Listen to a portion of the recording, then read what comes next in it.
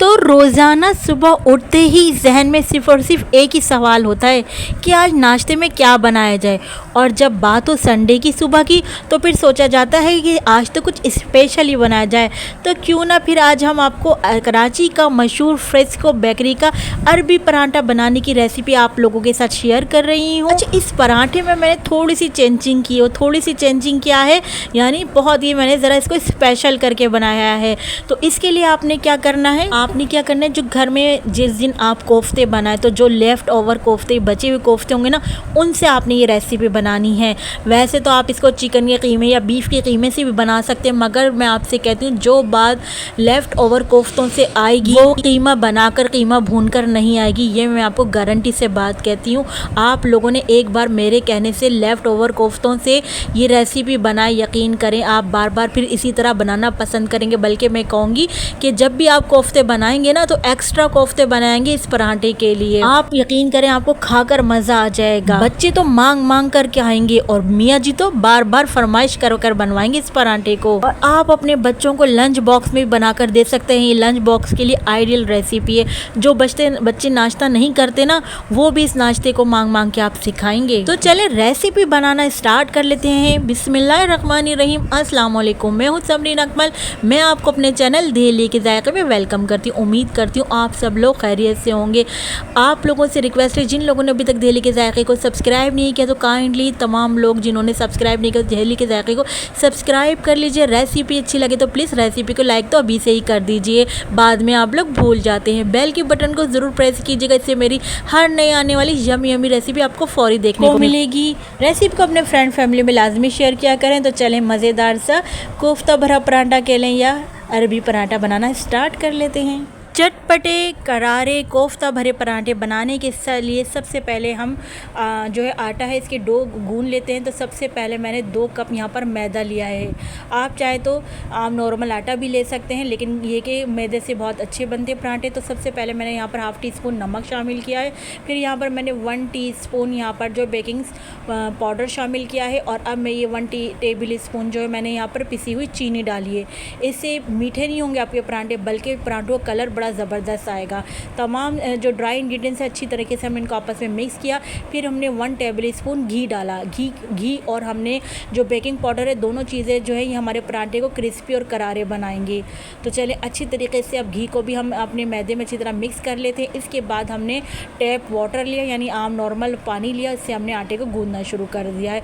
थोड़ा थोड़ा करके पानी शामिल करते जाएंगे, आटा गूंद जाएंगे। आटा की हमने डो कैसी रखनी है, जैसे हम आटा गूंदते हैं घरों में नॉर्मल रोटी के लिए, वैसे ही पराठों वाला आटा हमने गूंदना है। यानी बहुत ज़्यादा हार्ड नहीं हो, सॉफ्ट आटा हमने यहाँ पर गूंदना है। तो देखिए यहाँ पर हम मुट्ठी लगाकर जैसे आटा गूंदते हैं वैसे ही हमने यहाँ पर आटा गूंद लेना है। थोड़ी देर हमने पंच लगाए आटे को और यहाँ पर हम आटे को ठहराने के लिए रख देंगे। अच्छा, ऊपर मैं ऑयल डालकर रख दूँगी ताकि ऊपर से आटा जो है वो खुशक ना हो। तो हमने ऑयल से ग्रीस कर लिया, आटे को कवर करके रख देंगे आटे को। तो यहाँ पर मैं आधे घंटे का रेस्ट दूंगी आटा गूंदने के बाद। इतने आ जाते हैं नेक्स्ट स्टेप की तरफ। तो यहाँ पर जब मैंने कोफ्ते बनाए थे ना, तो 2 कोफ्ते मैंने इसी पर्पज़ के लिए रोक लिए थे। तो ये 2 कोफ्ते हैं। अब आप देखिए हमने जो आटा 2 कप मैदा का आटा गूंदा था वो 3 पराठों से आराम से बन गए थे। और उन 2 कोफ्तों से भी आराम से स्टफिंग हो गई थी 3 पराठों के अंदर ना। तो इनको अब क्या करेंगे, हमने जो 2 कोफ्ते हैं ये बीफ के कोफ्ते हैं, इनको मैं जो है तोड़ लूँगी, यानी इनको स्पून की मदद से मैं इनका चूरा चूरा कर लूँगी। तो देखिए इस तरह हमने तोड़ लेंगे। अच्छी तरीके से हमने इनको बिल्कुल फ़ाइन चूरा कर लेना है। इनको अच्छा तरीके से तोड़ लेना है दोनों कोफ्तों को। अच्छा, यहाँ पर देखिए हमने कोफ्तों को इस तरह बिल्कुल चूरा करके रख लिया एक साइड पे। इधर हमने और क्या क्या इंग्रेडिएंट की ज़रूरत है वो हम आपको दिखाते हैं। साथ में यहाँ पर हमें एक अंडे की ज़रूरत है, अंडा भी हमने ले लिया है, एक साइड पे रख देते हैं। साथ में हमने कुछ सब्जियाँ ली हैं, जिनमें हमने ली है टमाटर लिए हैं हमने, जिनको इन बीज हमने इनके सीड रिमूव करके इनको बिल्कुल छोटे छोटे क्यूब्स में कटिंग कर ली है। प्याज ले ली थी, कहते हैं इनको हमने जो है चॉप कर लिए प्याज को। धनिया को भी हमने काट लिया है, यानी हमने कोफ्ते को चूरा कर लिया है। और फिर हमने अंडा ले लिया है और साथ में ही हमने सब्जियां ले ली हैं। अच्छा, यहाँ पर जो हमने आटा रेस्ट पर रखा था उसको एक दफ़ा हम इसकी एयर निकाल लेते हैं, यानी इस दफ़ा इसको नीड कर लेते हैं आटे को। अच्छा, इस तरह हमने रोल बना लिया है। अब हम इसके पेड़े बनाने के लिए इस तरह इसकी कटिंग कर लेंगे। 3 जो है हमने इसको 3 उसमें डिवाइड कर लिया था, यानी हमें जो है 2 कप मैदे से हमारे 3 पेड़े आराम से बन गए थे, यानी 3 पराठे हमारे आराम से बन गए थे यहाँ पर। अच्छा, यहाँ पर हम पेड़ों को जैसे बनाते हैं हम बिल्कुल उसी तरीके से हम बना लेंगे।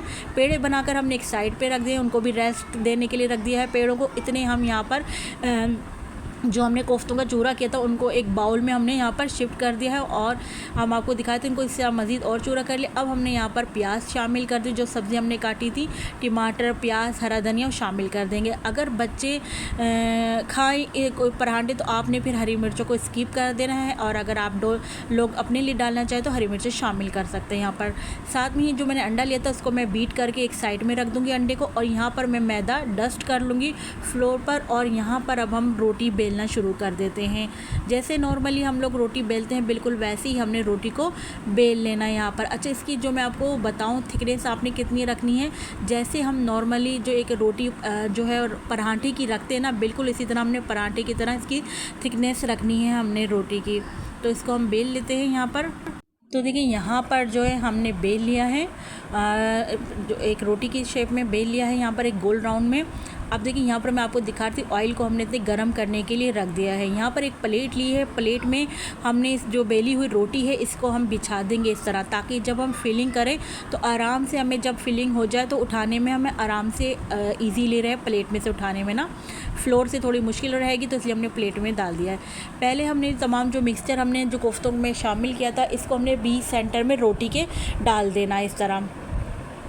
बीच सेंटर में डालने के बाद जितना आपको, जैसे देखिए आपने हमने भर भर के शामिल कर दिया है यहाँ पर फिलिंग को। उसके बाद जो हमने अंडे को जो हमने फेंटा था अंडा हम शामिल कर देंगे। इस तरीके से शामिल कर दें अंडा कि सब तरफ से आ जाए इस तरह। ये अंडा इस तरह हमने शामिल कर दिया है। अच्छा, आप अंडे की जगह जाएँ तो चीज़ भी रख सकते हैं। मैं इसमें एक पराठा जो है चीज़ का भी बनाऊंगी, चीज़ी पराठा। तो ये हमने इस तरह अंडा डाल दिया है और अब हम इसको इस तरह यहाँ से फ़ोल्ड करके उठा लेंगे, एक साइड से फिर दूसरे साइड से उठाया हमने, फिर ये साइडों के हमने इस तरह से उठाए, फिर दूसरी साइड से हमने उठाए। अच्छा, इनको ज़्यादा ऊपर तक आपने लेके नहीं जाना, वरना क्या है अंदर से फिर आपकी जो है पराठे कच्चे निकलेंगे। बस इनको थोड़ा थोड़ा सी ही हमने फासले पर फोल्ड कर देना है। फिर हमने देखिए प्लेट में से उठाकर कितने आराम से हमने अपने पैन में शामिल कर दिया है। आपको हमने बताया था ऑयल हमने पहले से गर्म करने के लिए रख दिया था, और इस तरह से अब हमने इनको फ्राइंग करने के लिए डाल दिया। अच्छा, पहले जो है हमने इनको मीडियम टू लो पर फ्राई करना है इनको। देखिए एक साइड को आराम से पहले हमने जो है कलर आने देना है। जब हमने देखा इसका कलर आ गया तो फिर हम इसकी जो है चेंज कर देंगे, इसको फ्लिप कर देंगे इस तरह। तो दूसरी साइड पर भी कलर आने तक के लिए हम फ्राई करेंगे।